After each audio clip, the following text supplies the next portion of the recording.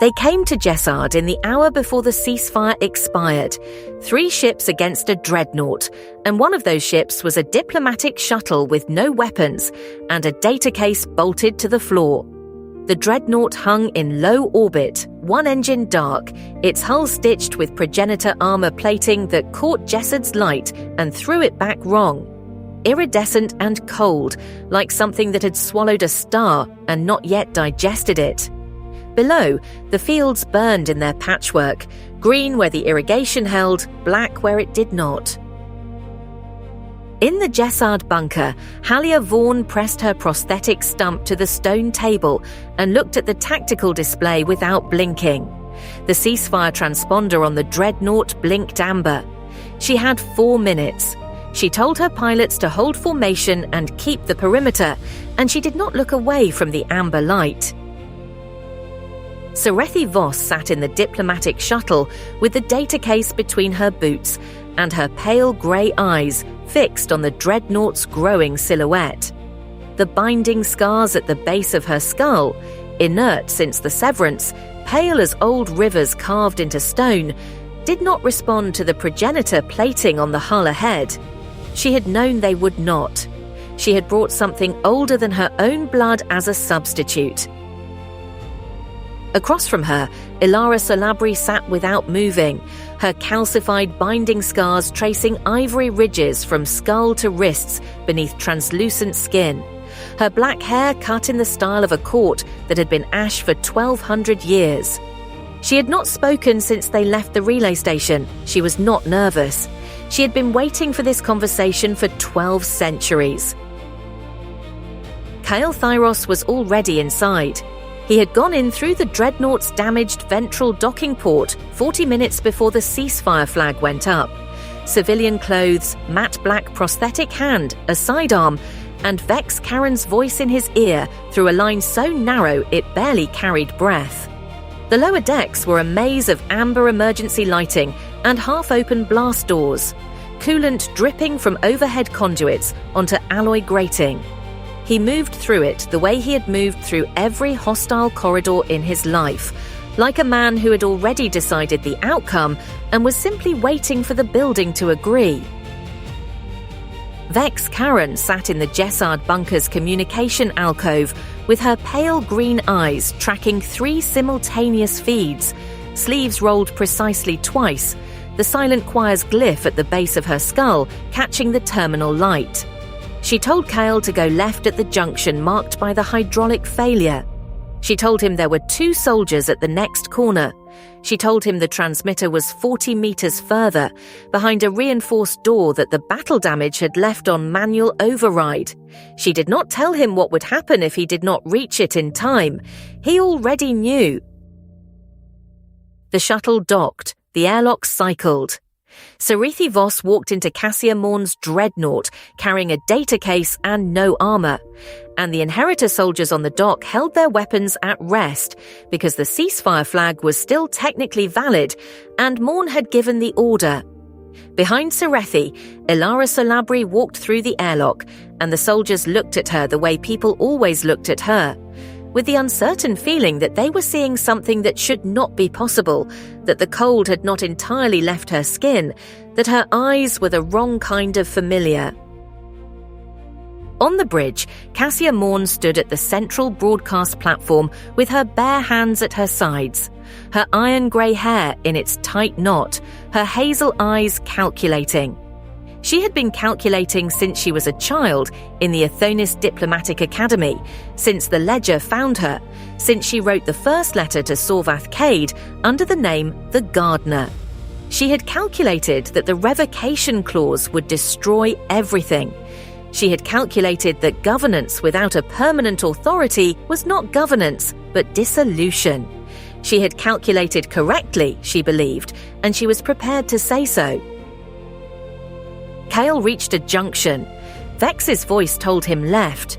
He went left and found 2 Inheritor soldiers at the corner, exactly where she said they would be. He did not use the sidearm. Sound travelled too far in these corridors. He used the prosthetic hand instead, the matte black fingers finding the precise geometry of a throat and a temple, and the soldiers went down without ceremony. He stepped over them and kept moving. Serethi set the data case on the floor of the bridge and did not open it. Not yet. She said, "I am not here to surrender." Morne looked at the case and then at her and said, "I know." Serethi said, "Then you know what I'm carrying." Morne said, "I know what you think it does." And then they argued, in the way that people argue when both of them are right about different things. Morne's voice precise and oratorical, shaped by decades of broadcast, and Serethi's voice quieter, the voice of someone who had grown up in tunnels where sound carried too far, and you learned to say only what you meant. Morne said, "The revocation clause is not a feature, it is a flaw. Any speaker can dissolve the authority. Any speaker can speak the phrase and undo what took a generation to build. You are offering the galaxy a system that can be dismantled by anyone with a trained throat and a grievance." Serethi said, "Yes." Morne said, "That is not governance." Serethi said, "It is the only governance that does not eventually become a cage." In the lower decks, Dr. Ireland Mars waited in the shuttle bay with her diagnostic lenses cycling through spectra, monitoring Serethi's biosigns through the relay. The residual pulse in Serethi's inert binding scars was steady, not responding, not amplifying, simply present, like a scar that remembered what it had been.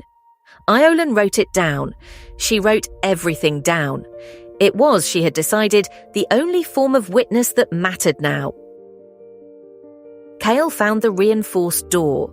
The manual override was a lever, corroded but functional, its handle worn smooth by the hands of engineers who had never imagined it would be used this way.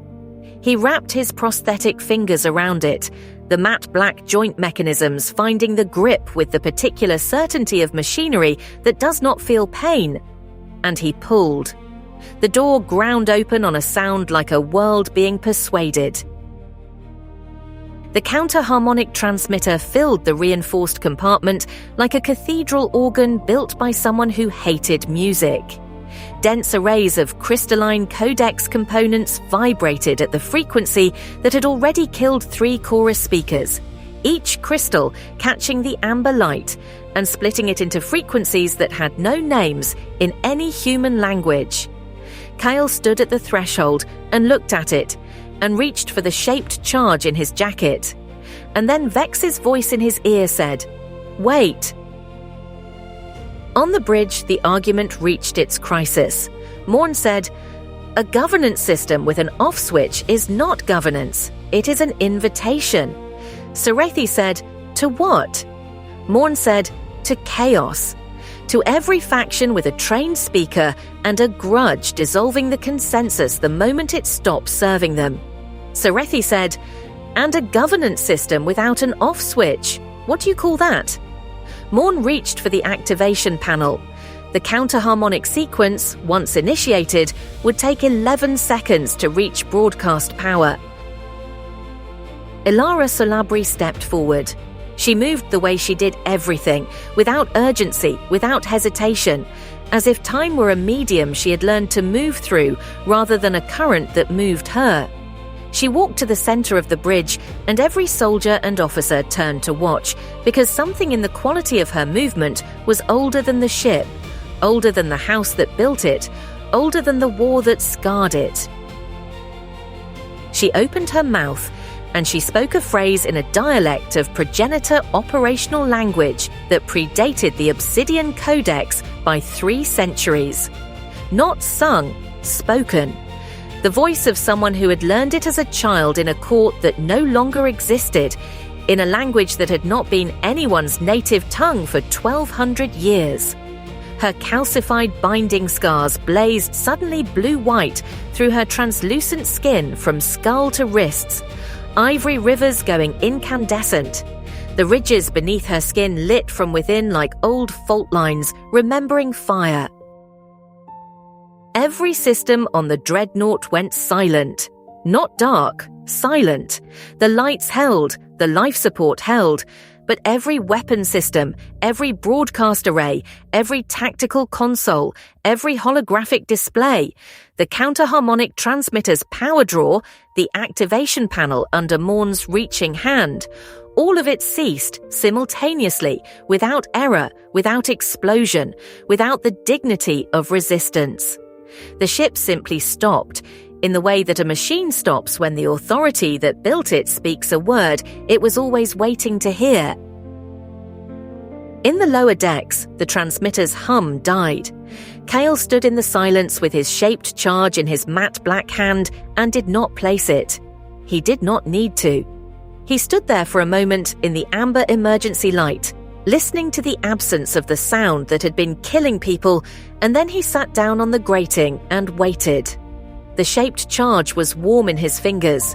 He set it gently on the floor beside him, like something that no longer had a purpose. On the bridge, Morne stood with her hand above a panel that was no longer active. Her hazel eyes moved from the dead console to Elara Solibre's fading scars. She was a woman who had spent her life calculating odds. She recognized in this moment that she had failed to account for a variable that was 1,200 years old. She did not reach for the panel again. There was nothing to reach for. Serethi opened the data case. The crystalline storage medium caught the bridge's emergency lighting and threw it back in the colors of the governance substrate.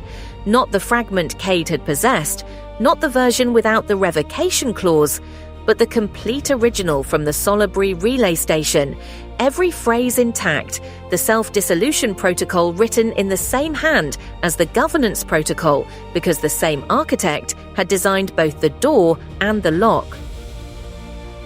She connected it to the shuttle's broadcast relay, the only system on the dreadnought that was not Morne's to silence because it was not on the dreadnought at all. And she published it. Every open channel, every chorus node, every world where a trained speaker had learned to sustain a progenitor operational phrase with a human throat. The galaxy received a document it did not yet know how to use. Morne did not stop her. She stood at her dead console and watched, and her calculating eyes held something that was not quite grief and not quite relief, but lived in the space between them. The expression of a woman who had been arguing against a thing for so long that she had forgotten to imagine what it would feel like to lose the argument and find the world still standing. Elara Solibre's scars faded back to ivory. She turned to look at Serethi, the same pale grey eyes, 12 centuries apart, the same reflective quality, as if both of them were made to catch light rather than generate it. She did not speak. She had said the one thing that needed saying. In the silence between them, something passed that was not words and not binding and not blood, but was perhaps the closest thing to inheritance that either of them had ever been offered. Outside, over Jessaad's patchwork fields, the ceasefire transponder continued to blink amber. In the Jessaad bunker, Halia Vaughan stood at her stone table and heard the silence from the dreadnought on her instruments and knew what it meant. She pressed her prosthetic stump to the table and breathed. One breath. That was all she allowed herself. Then she began issuing orders for the next hour because the broadcast had gone out and the next hour was already a different world. In the canal network below the fields, the progenitor glyphs pulsed faintly in the dark, unattended, as they had for centuries. A civilization's infrastructure still running long after the civilization was gone, waiting for someone to decide what to do with it. The answer had just been published. Whether the galaxy would choose to use it was a question that would take longer than one episode to answer. But the question was now everyone's to hold. That was the point. That had always been the point.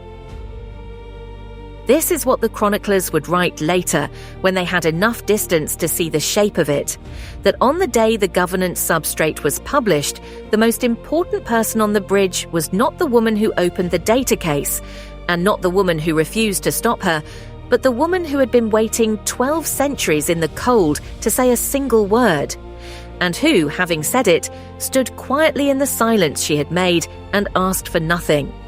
The voice that was not hers had always been hers. She had simply been waiting for the room to go quiet enough to hear it.